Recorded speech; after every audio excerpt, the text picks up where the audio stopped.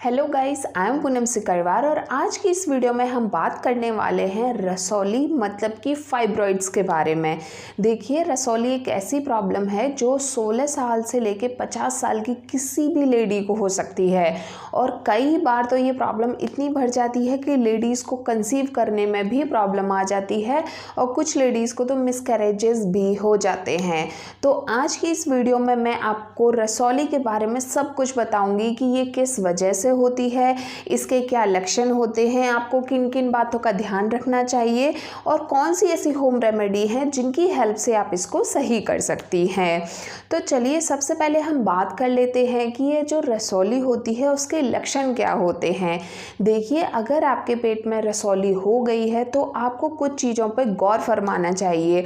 जैसे कि अगर आपको पीरियड जो है वो बहुत ज़्यादा आने लगे हैं, आपके पीरियड में बहुत ज़्यादा खून के थक्के आने लगे हैं, अगर आपका जो पीरियड है उसका डेज जो है वो लंबे हो गए हैं, मतलब कि पहले जैसे आपको 3 दिन के आते थे अब आपको 10-10 दिन तक पीरियड आते हैं, आपको पेड़ों में बहुत ज़्यादा दर्द होता है, मतलब कि इस वाले एरिया में अगर आपको बहुत पेन होता है पीरियड के टाइम पे, आपको बैक पेन होता है, थाइज में पेन होता है, आपको इंटरकोर्स के टाइम पे पेन होता है, आपको यूरिन जाते टाइम पेन होता है और अगर आप प्रेग्नेंट नहीं हो पा रही हैं, ये कुछ ऐसे सिम्टम्स हैं जो बताते हैं कि आपको रसौली हो सकती है।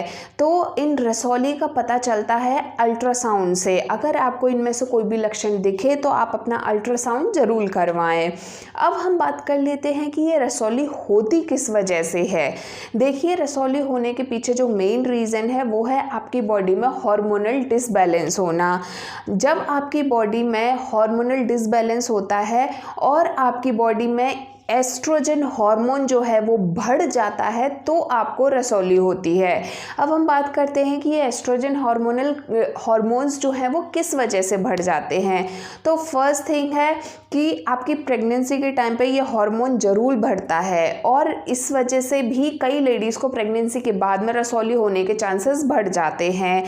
कई बार ऐसा होता है कि किसी मेडिसिन का साइड इफ़ेक्ट हो जाता है, कई बार आप गर्भ निरोधक गोलियां जो होती हैं उनको बहुत दिन तक यूज़ करती हैं, उसके साइड इफ़ेक्ट हो जाते हैं, या फिर जेनेटिक्स की वजह से भी होता है। अगर आपकी मम्मी, आपकी बहन, नानी, इनको अगर ये प्रॉब्लम है तो बहुत सारी लेडीज़ में ये देखा गया है कि उनको भी ये इन चीज़ों को फेस करना पड़ता है।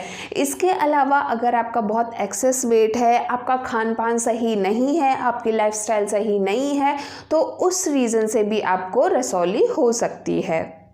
अब हम बात कर लेते हैं कि अगर आपको रसौली है तो आपको कौन कौन से प्रिकॉशन लेने चाहिए। देखिए, रसौली तब तक प्रॉब्लमेटिक नहीं होती है जब तक कि उसका साइज़ बढ़े नहीं। अगर आप अपने अल्ट्रासाउंड करवा रही हैं और आप रिपीटेडली ये देख रही हैं कि आपकी रसौली का साइज़ जो है वो नहीं बढ़ रहा है तो आपको ज़्यादा टेंशन लेने की ज़रूरत नहीं है। लेकिन ये बहुत ज़रूरी है कि अगर आपके रसौली है तो आप हर 7-8 महीने बाद अल्ट्रासाउंड करवा के उसकी जाँच ज़रूर करते रहें कि वो बढ़ तो नहीं रही है।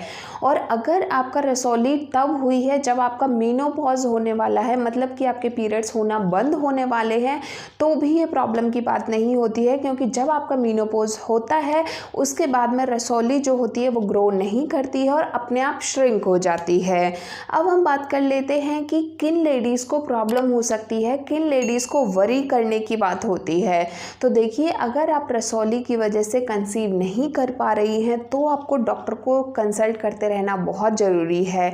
अगर आपने अल्ट्रासाउंड करवाया है और आपकी रसौली किसी ऐसी जगह पे है जिससे आपको फ्यूचर में कॉम्प्लिकेशन हो सकती है तो भी आपको वरी होने की ज़रूरत है।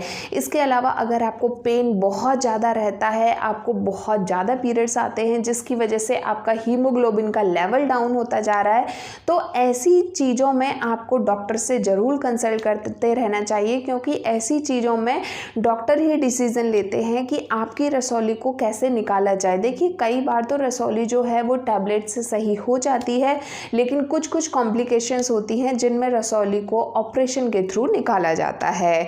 अब मैं आपको कुछ ऐसी होम रेमेडी बताने वाली हूँ जिनसे आप रसौली को घर पर ही सही कर सकती हैं।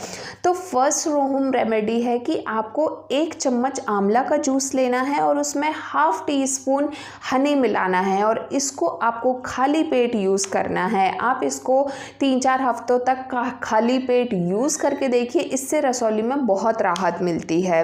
जो सेकंड थिंग है वो है हल्दी। हल्दी जो होती है उसके अंदर एंटीबायोटिक प्रॉपर्टी होती है, तो अगर आप हल्दी कंज्यूम करेंगी, जैसे कि अगर आप हल्दी वाला दूध पिएंगी तो उससे भी काफ़ी हद तक राहत मिलती है। जो थर्ड थिंग है वो है ग्रीन टी। ग्रीन टी में बहुत सारी एंटीऑक्सीडेंट्स होते हैं और ये हमारे बॉडी के लिए बहुत ही सही होती है। तो अगर आप दिन में 3 से 4 कप अगर यूज़ करेंगी ग्रीन टी तो उससे भी आपको काफ़ी राहत मिलेगी। तो आज मैंने आपको रसौली के बारे में सब कुछ बता दिया है। आप मेरी बताई हुई होम रेमेडीज़ को भी यूज़ कर सकती हैं और अगर आपको ज़्यादा प्रॉब्लम होती है तो आप डॉक्टर से भी कंसल्ट कर सकती हैं। और अगर आपको ये मेरा वीडियो पसंद आया हो तो इसको लाइक कीजिए। मैं बहुत जल्दी एक और नया वीडियो लेकर आऊँगी। तब तक के लिए take care of yours and bye bye.